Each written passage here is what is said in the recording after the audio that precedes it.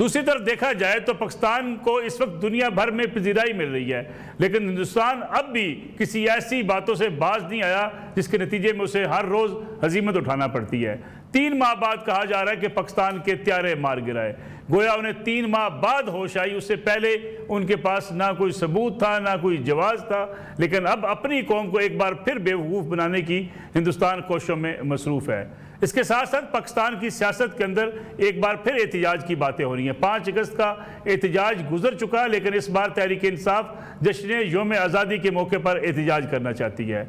क्या ये एहतजाज कोई नया रंग दिखाएगा, तहरीक इंसाफ की मुश्किलात कम होंगी, या महज उस रोज़ जश्न आज़ादी मनाने वालों के सामने खड़े होकर चंद परचम लहरा कर फिर तहरीक इंसाफ के कायदीन कहेंगे कि आज का एहतजाज बड़ा कामयाब हुआ है। सवाल ये भी किया जा रहा है कि इस रोज़ एहतजाज की आखिर ज़रूरत क्या है, किसी और दिन का इंतखाब भी किया जा सकता है। लेकिन तहरीक इंसाफ 5 अगस्त हो या 14 अगस्त, दोनों दिनों पे जिसमें हमें कौमी सतह पे या योम कश्मीर मनाना था या योम जश्न आज़ादी मनाना है, इस पर भी एहतजाज की कॉल दे रही है। इसका भी जायज़ा लेंगे आज के प्रोग्राम के अंदर। मेरे साथ 2 सीनियर साफ़ी तजज़ियाकार मौजूद हैं, जनाब अतर काज़मी साहब, और उनके साथ तशरीफ़ रखते हैं जनाब रिजवान और रहमान रज़ी साहब। अतर काज़मी साहब, अगर बात की जाए इस वक्त फील्ड मार्शल सईद आसिम मुनीर साहब का दौरा है अमरीका, बड़ा इंपॉर्टेंट है। उन्होंने अमरीकी कमांड की तब्दीली की तकरीब में भी शिरकत की, नए कमांडर से भी मुलाकात की, और साथ ही उन्होंने मुख्तलिफ सियासी और अस्करी मुलाकातें भी की, पाकिस्तानियों से भी उन्होंने खिताब किया।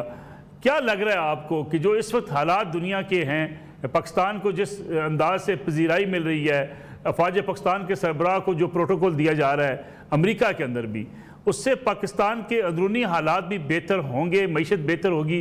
क्योंकि तिजारती मुआहदे और ख़ास तौर पर अगर हम इकानमी की बात करें तो उनकी बड़ी अहमियत है मुल्क की हालात बेहतर करने के लिए। देखिए, उसमें तो देखें ना, सियासी हुकूमत का भी किरदार है। अब फील्ड मार्शल साहब के साथ पहले भी डोनाल्ड ट्रंप साहब की मुलाकात हुई, जो इंडिया का भी आपने जिक्र किया।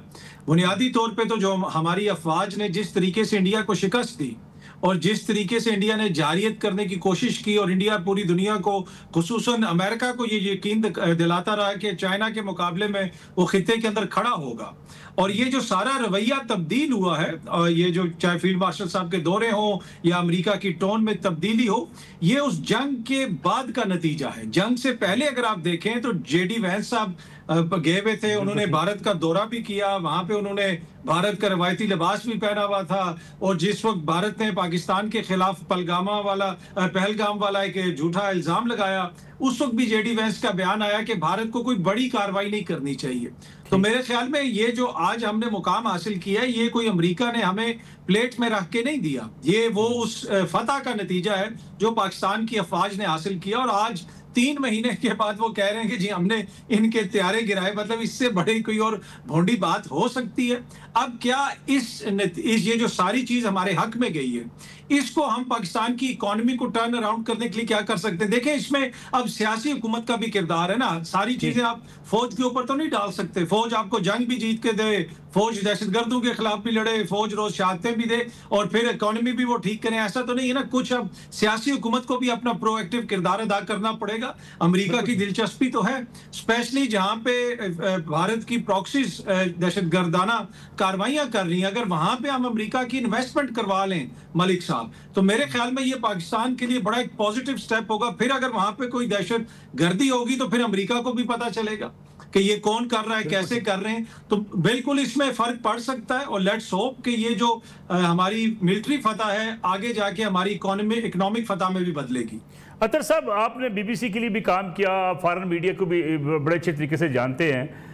ये बताइएगा कि ये इतने रोज़ बाद, यानी 3 माह के बाद हिंदुस्तान जिस किस्म की बातें कर रहा है, उनका फ़ज़ाइया का चीफ जो बयानात दे रहा है, इससे हिंदुस्तान को क्या इस बात का अंदाज़ा नहीं है कि आलमी सतह पे, आलमी मीडिया के नज़दीक ये किस कदर भोंडी हरकत हो सकती है? क्या इदराक नहीं है? क्या वजह क्या है? हिंदुस्तान को क्या हो गया है? अच्छा, आपने बीबीसी का जिक्र किया, यकीन कीजिए कि मेरे कोलीग हैं, वो भी स्काई न्यूज में होते हैं, और वो मेरे साथ माजी में एक और बैनुल कौमी इदारे में भी थे। उन्होंने मुझे कॉल की जब ये जंग चल रही थी, तो उन्होंने कहा कि मुझे पता चला है कि इस्लामाबाद तबाह हो गया, भारतीय मीडिया ये रिपोर्ट कर रहा है। तो मैंने कहा भाई, मैं खुद इस वक्त इस्लामाबाद में हूँ। तो हुआ ये कि सारी एपिसोड का नतीजा ये निकला है कि भारत की अगर कोई 1-2% क्रेडिबिलिटी उनके मीडिया की थी, वो बिल्कुल खत्म हो चुकी है। और फिर अब इसके ऊपर तो सिर्फ मजाक ही उड़ाया जा सकता है। ये कोई गुलेल से उन्होंने गिराया था कोई चीज और 3 महीने के बाद उनको नजर आई। ये तो सारी चीज इलेक्ट्रॉनिक वॉरफेयर का नतीजा होती है। आपको सारी चीजें, मैप्स, रेडार, हर चीज का इलेक्ट्रॉनिक फुटप्रिंट होता है। आप 2 मिनट में दिखा देते हैं। आपको याद होगा फौरन हमारे डीजीआई पीआर साहब ने एक प्रेस कॉन्फ्रेंस की थी जिसमें ना सिर्फ ये सारी चीजें दिखाई गई थी बल्कि इन लोगों की ऑडियोज भी सुनाई थी और बहुत कुछ सुनाया था। ये एक भी उसका कोई जवाब आज तक नहीं दे सके। तो मेरे ख्याल में मेरे लिए ये हैरत अंगेज इसलिए नहीं था कि जिस किस्म की वहां पे प्लानिंग हो रही है और फिर ये आपको मलिक साहब याद रखना पड़ेगा कि ये दबाव का नतीजा है। जो पाकिस्तान ने उनको शिकस्त दी है, मोदी साहब दबाव में हैं, उनकी अफवाज दबाव में, आगे बिहार का इलेक्शन आ रहा है, अपने लोगों को खुश करने के लिए ये बयानिया बनाने के लिए एक प्रेस कॉन्फ्रेंस है, इसके अलावा और ये कुछ नहीं थी। बिल्कुल ठीक है। रजी साहब, फील्ड मार्शल सईद आसम मुनीर का 2 माह में दूसरा दौरा, पहले दौरे को भी बड़ी अहमियत दी गई, इस बार भी कहा जा रहा है कि सिविल और अस्करी मुलाकातें बड़ी इंपॉर्टेंट हैं, पाकिस्तानियों से उनकी मुलाकातें हो रही हैं, इसको आप किस नज़र से देखते हैं? दूसरा वही जो मैंने अतर साहब से पूछा कि क्या हिंदुस्तान को इस बात का अंदाज़ा नहीं है कि 3 माह बाद अगर वो हमारे त्यारे एक बयान के जरिए गिराएगा तो जो उसको इस वक्त हजीमत का सामना पूरी दुनिया में करना पड़ रहा है उसमें मजीद इजाफा होगा? देखिए, अगरचे कादमी साहब ने इसमें सब कुछ कह दिया है, लेकिन इसमें मैं एक बात में इजाफा करना चाहूंगा कि हमारे औरंगजेब साहब ने जिस प्रेस कॉन्फ्रेंस का इन्होंने तस्करा किया है उसमें एक एक चीज दिखाई और सुनाई थी, और वो जो डिजिटल सिग्नेचर कहाँ पे गायब हुए उनके किस तैयारे के, वो तक डिटेल उन्होंने बता दी। और उसके बाद हमने फिर यहाँ तक नहीं हम रहे। अब देखिए, मेरी बात हुई बच्चों से कुछ से जो कि इस वक्त आला ओहदों पे हैं, तो मैंने कहा कि जब तैयारे गिर गए हैं तो आप क्यों अनाउंस नहीं कर रहे? उन्होंने कहा जब तक हमारे पास डॉक्यूमेंट्री एविडेंस नहीं होगी।